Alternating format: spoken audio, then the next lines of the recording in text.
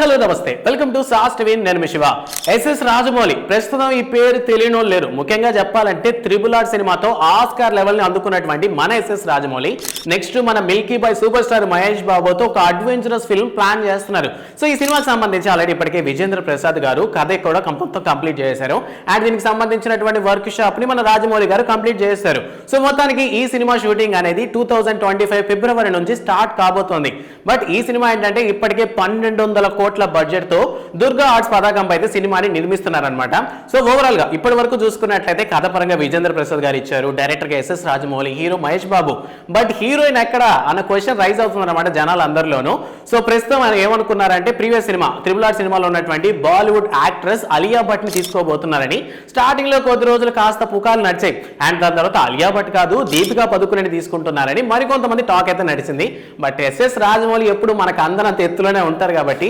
బాలీవుడ్ కాదు direct Hollywood కి వెళ్ళిపోదామని ప్లాన్ చేస్తున్నారు సో ప్రెసెంట్ హాలీవుడ్ లో మంచి పేరున్నటువంటి నవోమి స్కాట్ ని ఈ సినిమాలో హీరోయిన్ గా తీసుకోబోతున్నారంట ఈవిడ ది మార్షియన్ అల్లాదిన్ లాంటి సినిమాస్ లో నటించినటువంటి హీరోయిన్ అండ్ యాక్టింగ్ పరంగా ఈవిడికి మంచి ఫ్యాన్ బేస్ అయితే ఉంది సో అందువల్ల ఏంటంటే సూపర్ స్టార్ మహేష్ పక్కన ఆ రేంజ్ ఆఫ్ హీరోయిన్ ఉంటేనే సినిమాకి ఇంపాక్ట్ బాగుంటుందని ఎస్ఎస్ రాజమౌళి గారు ఆలోచించినట్టున్నారు సో అందువల్ల మొత్తానికి ఈ సినిమాలో నవోమి స్కాట్ నే ఖరారు చేసేటటువంటి ఆలోచనలో ఉన్నారంట మన రాజమౌళి స్టార్టింగ్ లో తెలుగు హీరోయిన్ దగ్గర నుంచి మొదలు పెట్టి తర్వాత బాలీవుడ్ కి వెళ్ళి ప్రెసెంట్ అయితే హాలీవుడ్ లో ఉన్నారు అండ్ ఈ సినిమా కంప్లీట్ అయిన తర్వాత మన సూపర్ స్టార్ మహేష్ బాబు గారు కూడాను ఫుల్ హాలీవుడ్ లోనే ఛాన్సెస్ వస్తాయని ఫ్యాన్స్ అందరూ కూడా కాల్ చేసుకొని చెప్పుకుంటారనమాట సో ఓవరాల్ గా చూసుకున్నట్లయితే 2025 ఫిబ్రవరి అయితే ఈ సినిమా అనేది పట్టాలేకపోతుంది అండ్ మరో అప్డేట్ ఏంటంటే ఈ సినిమాని రాజమౌళి తీస్తున్నటువంటి ఈ సినిమాలో ఇతిహాసంలో ఒకటైనటువంటి రామాయణానికి కనెక్ట్ చేసే ఛాన్సెస్ ఉన్నాయని చెప్పి టాక్ అయితే వినిపిస్తోంది ఇందులో మనకి ఒక్క సీన్ లో మాత్రం శ్రీరాముడి క్యారెక్టర్ లో మన సూపర్ స్టార్ మహేష్ బాబుని చూపించబోతున్నట్టు